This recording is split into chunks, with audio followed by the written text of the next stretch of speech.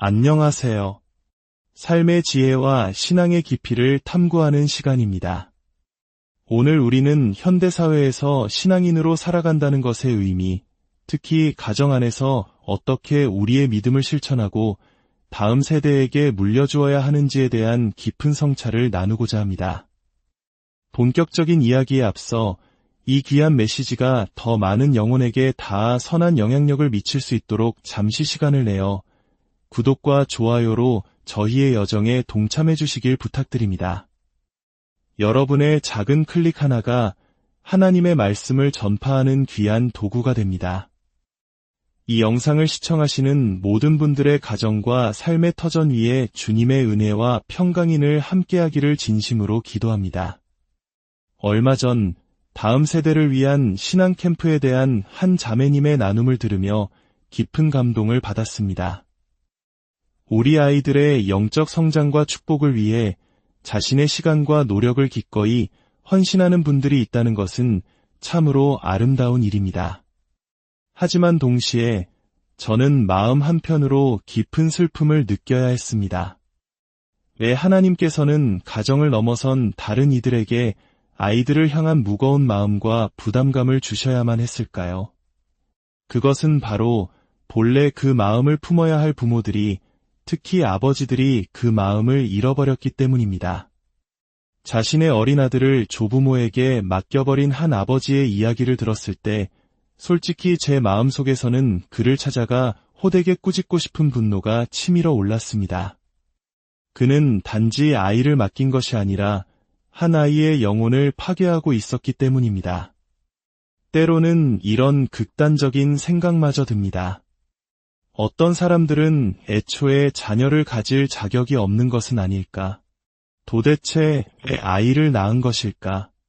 스스로를 크리스천이라 칭하는 일부 아버지들을 보면서도 같은 질문을 던지게 됩니다. 그들은 왜 결혼을 한 것일까요? 아내와 시간을 보내거나 아내의 삶에 자신의 삶을 투자하는 데에는 전혀 관심이 없어 보입니다. 자녀들에게는 더더욱 그렇습니다. 결국 하나님께서는 다른 사람을 일으켜 그 아이들을 축복하고 상처 입은 영혼들을 겨우 구조하도록 하셔야만 합니다. 저는 주일학교나 청소년 캠프 자체를 반대하는 것이 결코 아닙니다. 제 아이들도 그런 캠프에서 정말 좋은 시간을 보냈습니다. 하지만 이러한 프로그램들이 마땅히 존재해야 할 아버지의 자리를 대체하기 위해 운영되어야 한다면 그것은 우리 시대의 믿음과 문화에 대한 너무나 슬픈 고발장과도 같습니다. 교회 안에 여성들을 위한 모임이 별도로 필요한 이유가 무엇입니까? 남편들이 자신의 아내를 제자 삼고 그들의 삶에 자신의 삶을 쏟아붓는 역할을 하지 않기 때문입니다. 청소년부가 왜 필요합니까? 아버지들이 의도적으로 자녀들을 제자 양육하지 않기 때문입니다. 주일학교는 왜 있어야 합니까? 아버지들이 마땅히 해야 할 일을 하지 않기 때문입니다. 우리는 하루 종일 하나님의 성령이 이 땅에 임하시기를 기도하고 또 기도할 수 있습니다. 하지만 하나님의 말씀에 순종할 의지가 없다면 성령께서는 그 어디에도 임하시지 않을 것입니다. 하나님께서는 말씀하십니다. 나는 너의 불순종의 제사를 받지 않겠다. 내가 내게 명한 대로 아내에게 행하고 내가 내게 명한 대로 자녀에게 행하라. 그러면 우리가 대화할 수 있을 것이다. 레너드 레이브닐이라는 이 시대에 보기 드문 진정한 하나님의 사람이 있었습니다. 그는 이렇게 말했습니다. 오늘날 수많은 설교자들이 기독교에 대한 새로운 정의를 내리려 애쓰지만 우리에게 필요한 것은 새로운 정의가 아니라 새로운 증명이다. 그렇다면 그 증명은 어디에서 시작되어야 할까요? 성경에서 그리스도와 그의 신부인 교회보다 더 중요한 것은 거의 없습니다. 하나님께서는 그리스도가 교회를 어떻게 사랑하는지를 무엇을 통해 보여주기로 선택하셨을까요? 위대한 설교자를 통해서였을까요? 아닙니다. 바로 한 남자와 그의 아내, 그리고 그들의 자녀들을 통해서였습니다. 믿지 않는 세상 사람들이 한 남편과 아내를 보며 저것이 바로 그리스도께서 교회를 사랑하시는 방식이구나. 나도 저런 사랑의 공동체의 일원이 되고 싶다라고 말할 수 있어야 합니다. 한 아버지가 자녀를 돌보는 모습을 보며 저것이 하나님 아버지께서 우리를 돌보시는 모습인가? 나도 저런 사랑을 받고 싶다라고 느껴야 합니다. 하지만 우리의 생각은 얼마나 뒤틀려 있습니까? 자녀 양육이라고 하면 우리는 즉시 여성의 일, 엄마의 몫을 떠올립니다. 이것은 하나님 아버지의 모습을 왜곡하는 저주스러운 거짓말입니다. 결혼과 가정은 그 자체로 목적이 아닙니다. 하나님께서 만드신 모든 것에는 목적이 있습니다. 바로 하나님이 어떤 분이시고 그분이 하시는 일이 무엇인지를 드러내는 것입니다. 가정의 중심은 어머니가 아니라 아버지여야 합니다. 아버지는 하나님 아버지를 대표하는 아버지로서 또한 남편으로서는 그리스도를 대표하는 역할을 해야 합니다. 사랑하는 형제 여러분, 우리가 이 가장 기본적인 것조차 행하기를 거부하면서 하나님의 위대한 부흥이나 놀라운 역사 같은 것들을 꿈꾸지 마십시오. 로마서 12장 1절 말씀을 함께 보겠습니다. 그러므로 형제들아 내가 하나님의 모든 자비하심으로 너희를 권하노니 너희 몸을 하나님이 기뻐하시는 거룩한 산제물로 드리라. 이는 너희가 드릴 영적 예배니라. 사도 바울은 그러므로라는 말로 12장과 그 이전의 한 장부터 11장까지의 내용을 연결합니다. 한 장에서 11장까지 바울은 하나님께서 우리를 위해 행하신 놀라운 구원의 진리, 즉 신학을 설명합니다. 그리고 12장에 이르러 그 모든 것을 바탕으로 이제 이렇게 살라고 권면하는 것입니다. 우리가 가진 가장 소중한 것, 바로 우리 자신의 삶을 그리스도께 온전히 내려놓으라는 것입니다. 이러한 헌신의 동기는 무엇입니까? 바로 하나님의 자비하심입니다.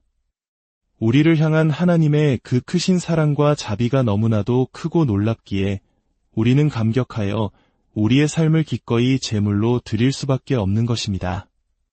만약 어떤 사람이 하나님이 자신을 위해 무엇을 하셨는지 잘 알지 못한다면 그는 그리스도인의 삶을 살아갈 동기를 찾기 매우 어렵습니다. 그저 감상적인 찬양은 부를 수 있겠지만 위대한 삶을 살아낼 수는 없습니다. 바울은 말합니다. 너희 몸을 산제물로 드리라. 여기서 드리라는 헬라어 원어는 단 한 번의 결단적 행위를 의미합니다.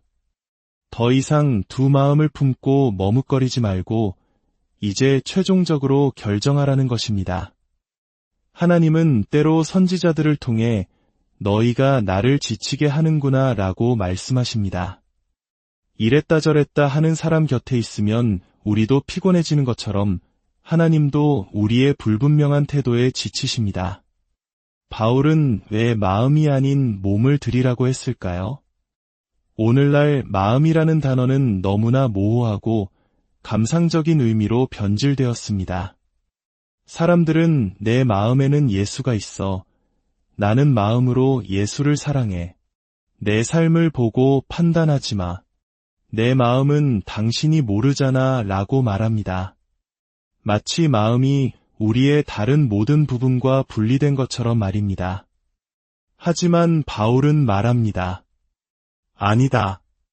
마음은 당신의 의지와 감정과 애정의 중심이다. 만약 예수님이 당신의 마음을 소유하셨다면 그분은 당신의 의지도 소유하실 것이다.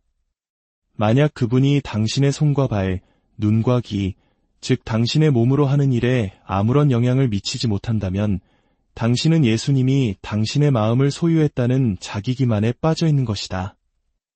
산제물이란 무엇일까요? 첫째, 이것은 생동감 있고 열정적인 관계와 섬김을 의미합니다. 사람들은 영원하지 않은 것들을 얻기 위해 얼마나 열정적입니까? 돈을 벌기 위해 결혼 생활, 자녀, 건강까지 모든 것을 망치는 사람들이 있습니다. 취미나 장난감을 위해 모든 것을 잃는 사람도 있습니다. 좋아하지도 않는 사람들에게 잘 보이기 위해 명품 옷을 샀거나 너무 큰 집을 사기 위해 평생 빚의 노예로 살아갑니다. 축구 경기장에서는 온몸에 페인트를 칠하고 바보처럼 행동하며 자기 팀이 지면 며칠을 알아눕기도 합니다. 이것은 광기입니다. 청교도들이 죄를 광기라고 불렀던 이유가 바로 이것입니다. 저는 제 아들들이 세상의 유행을 따르는 소년이 되기를 원하지 않습니다. 비싼 옷, 멋진 차, 화려한 헤어스타일로 자신을 치장하는 피상적인 아이들 말입니다. 저는 제 아들들이 월마트에서 산 값싼 옷을 입고 아빠와 함께 고친 낡은 트럭을 몰더라도 그들의 내면이 그리스도를 닮은 고결함과 강인함, 그리고 부드러움으로 가득 차기를 꿈꿉니다. 여성을 존중할 줄 알고 불의에 맞서 약자를 보호할 용기를 가진 진짜 남자로 서기를 바랍니다. 세상은 남성적인 소녀와 여성적인 소년을 만들어내고 있습니다. 왜 우리가 그런 세상의 유행을 따라야 합니까? 하나님은 스스로를 꾸미기 위해 화려한 옷을 입지 않으십니다. 그분은 그분의 성품과 영광, 그 자체로 옷을 입으십니다. 진정한 남성다움, 진정한 아름다움은 외적인 것이 아니라 내면에서 나옵니다. 둘째로, 산재물은 우리의 힘으로는 불가능한 삶을 의미합니다. 그리스도께 온전히 헌신하는 이런 삶은 오직 성령의 능력으로만 가능합니다. 이것은 거듭난 그리스도인만이 살 수 있는 삶이며 계속해서 성령으로 충만하여 그분을 근심하게 하거나 소멸시키지 않으려 애쓰는 그리스도인만이 살아갈 수 있는 삶입니다. 우리는 본성을 거스르는 초자연적인 삶으로 부름받았습니다. 하지만 우리를 강하게 하시는 그리스도를 통해 우리는 모든 것을 할 수 있습니다. 다음으로 바울은 거룩한 제물을 말합니다. 여러분은 거룩하다는 말을 들으면 무엇이 떠오르십니까? 아마도 대부분 죄가 없음을 생각할 것입니다. 하지만 거룩하다는 말의 근본적인 의미는 자르다, 분리하다, 구별하다입니다. 하나님께서 내가 거룩하다고 말씀하실 때 그것은 주로 그분의 유일무이함, 구별됨, 초월성을 의미합니다. 그분은 그 어떤 것과도 비교할 수 없는 분입니다. 스프로울 박사님의 비유를 들어보겠습니다. 하나님과 더 닮은 존재는 무엇일까요? 하늘의 대천사와 하수구의 박테리아 중 어느 쪽일까요? 정답은 둘 다 아니다입니다. 하나님은 너무나 위대하고 다른 존재이시기에 대천사도 박테리아보다 하나님께 더 가깝다고 말할 수 없습니다. 제가 여러분보다 1m 높은 곳에 서 있다고 해서 태양에 더 가깝다고 말하는 것이 어리석은 것처럼 말입니다. 하나님과 피조물 사이의 거리는 무한합니다. 하나님의 거룩하심은 그분의 절대적인 탁월함과 경쟁자가 없는 지고하심을 의미합니다. 그렇다면 우리가 거룩하다는 것은 무슨 의미일까요? 그것은 우리의 삶 속에서 하나님이 진정으로 최고이심을 인정하고 그분과 경쟁하는 그 어떤 것도 우리 마음에 두지 않는 것을 의미합니다. 하나님 더하기 무엇이 아니라 오직 하나님만이 전부가 되는 것입니다. 이것이 이루어질 때 세상의 유혹과 죄의 시험이 다가올 때 우리는 아니오라고 말할 수 있습니다. 왜냐하면 하나님이 최고이시며 나의 모든 충성과 관심, 내 심장의 모든 박동과 내 삶의 모든 생각을 받으시기에 합당한 분이시기 때문입니다. 이것이 바로 거룩함입니다. 하나님의 지고하심에 온전히 분리되어 드려진 사람, 하나님을 인생의 목록에서 첫 번째로 두는 것이 아니라 첫 번째부터 10번째까지, 아니 모든 것이 되게 하는 삶입니다. 당신이 하는 모든 것이 그분의 뜻 안에 있어야 합니다. 결혼도, 자녀 양육도, 먹고 마시는 것까지도 모두 그분을 위해, 그분의 영광을 위해 하는 것입니다. 우리는 하나님의 지고하심에 대해 잘못 이해하고 있습니다. 현대 기독교의 많은 부분은 하나님이 우리를 위해 존재한다고 가르칩니다. 모든 것이 나 중심입니다. 몇 년 전 유행했던 찬양 가사처럼 하나님은 그 어떤 것보다 사람을 더 사랑하신다고 믿습니다. 이것은 거짓말입니다. 죄송하지만 여러분은 우주의 중심이 아닙니다. 하나님은 자기 자신을 그 무엇보다 더 사랑하십니다. 이 말을 들으면 화가 나십니까? 이성적인 존재는 자신이 하는 일에 대해 가장 높은 이유를 선택합니다. 우주에서 가장 높고 위대한 존재가 누구입니까? 바로 하나님 자신입니다. 그러므로 하나님께서 행하시는 모든 일의 가장 높은 이유는 바로 그분 자신과 그분의 영광이 될 수밖에 없습니다. 하나님께서 자신의 영광을 위해 모든 것을 행하신다는 사실이 어떻게 우리에게 유익이 될까요? 선물은 사랑의 크기를 보여줍니다. 만약 하나님께서 우리에게 보여주실 수 있는 가장 큰 사랑을 보여주고자 하신다면 그분은 우리에게 가장 큰 선물을 주실 것입니다. 그 가장 큰 선물이 무엇이겠습니까? 바로 하나님 자신입니다. 하나님께서 자신의 영광을 드러내실 때, 즉 그분이 얼마나 위대하고 놀라운 분이신지를 우리에게 보여주실 때, 그분은 우리에게 당신 자신이라는 최고의 선물을 주고 계신 것입니다. 우리가 받을 수 있는 가장 큰 심판은 하나님께서 자신을 감추시는 것입니다. 그러므로 거룩한 제물이 된다는 것은 믿음의 결단을 요구합니다. 만약 예수 그리스도께서 죽음에서 부활하지 않으셨다면 우리의 삶을 제물로 바치는 것은 헛된 일을 위해 인생을 내던지는 것과 같습니다. 하지만 그분이 부활하셨다면 그것은 생명으로 가는 열쇠를 얻는 것입니다. 예수님은 말씀하셨습니다. 자기 생명을 지키려는 자는 잃을 것이요 나를 위하여 자기 생명을 잃는 자는 찾을 것이다. 자신의 삶의 주인이 되어 스스로 방향을 정하려는 사람은 결국 모든 것을 잃게 될 것입니다. 우리가 삶을 제물로 바칠 때 우리는 더 이상 우리 자신의 주인이 아닙니다. 우리는 그리스도의 노예가 됩니다. 노예의 삶은 단순합니다. 주인의 뜻을 행하는 것 외에는 아무것도 걱정할 필요가 없습니다. 주님, 제가 대학에 가기를 원하십니까? 아니면 복음을 전하다 순교할 처 먼 땅으로 가기를 원하십니까? 주님, 제게 주신 이 돈을 어떻게 사용하기를 원하십니까? 주님, 이 직장으로 옮기면 돈은 2배로 벌지만 가족과 보낼 시간은 절반으로 줄어듭니다. 어떻게 할까요? 당신은 그에게 물을 필요조차 없습니다. 그 직장을 거절하고 당신의 영혼을 구하십시오. 의인이 버림받거나 그의 자손이 구걸하는 것을 내가 본 적이 없습니다. 우리의 삶을 하나님께서 기뻐하시는 제물로 드리기 원한다면 우리는 그분의 말씀으로 돌아가야 합니다. 하나님께서 기뻐하시는 뜻이 무엇인지를 분별하기 위해 얼마나 많은 시간을 성경 연구에 쏟고 있습니까? 우리는 결혼, 자녀 양육, 직장 생활, 심지어 옷 입는 방식과 식습관에 이르기까지 성경이 무엇을 말하는지 진지하게 탐구해야 합니다. 할머니의 지혜나 세상의 심리학이 아니라 성경적 원리가 우리 삶의 기준이 되어야 합니다.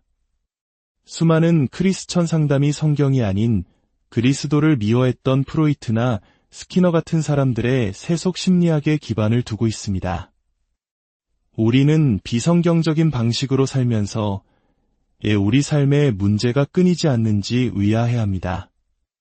마치 매시간 벽에 머리를 박으면서 이마에 상처가 났는지 모르겠다고 말하는 사람과 같습니다. 오늘 이 시간 우리 각자의 삶을 정직하게 돌아봅시다. 30년 동안 복음을 전한 목회자일지라도 스스로에게 물어야 합니다. 나의 모든 생각은 얼마나 성경적인가? 만약 우리가 생각했던 것만큼 성경적이지 않다는 것을 깨닫게 된다면 그것은 좌절할 일이 아니라 오히려 감사할 일입니다. 정죄함은 없습니다. 이제부터 진리를 향한 위대한 여정을 시작하면 됩니다. 진리가 우리를 자유롭게 할 것입니다. 교회 안에 스며든 수많은 세속적 가치와 잘못된 성경 해석에서 벗어나 오직 반석이시여 기초이신 하나님의 말씀 위에 우리의 모든 삶을 세워야 합니다. 하나님의 능력이 우리에게 임하지 않습니까? 우리가 기독교를 우리의 입맛에 맞는 미지근한 죽으로 만들어 버렸기 때문입니다. 우리는 성경으로 돌아가야 합니다. 성경의 노예가 되어야 합니다. 하나님의 지고하심을 인정하고 그분 외에 다른 어떤 경쟁적인 충성심도 마음에 두지 않는 것, 이것이 바로 거룩함입니다. 당신의 삶 전체를 살아있는 제물로, 거룩한 제물로, 하나님께서 기뻐 받으시는 제물로 드리십시오. 이것이 우리가 드려야 할 진정한 영적 예배입니다. 주님, 오늘 우리에게 주신 말씀을 통해 우리의 완고한 마음을 깨뜨려 주시고 우리의 삶이 얼마나 비성경적인 생각과 습관들로 가득 차 있었는지 보게 하시니 감사합니다. 이제 세상의 지혜가 아닌 오직 하나님의 말씀을 우리 삶의 유일한 기준으로 삼고 살아가기로 결단합니다. 우리의 가정과 삶이 하나님을 드러내는 거룩한 증거가 되게 하옵소서. 예수 그리스도의 이름으로 기도드립니다.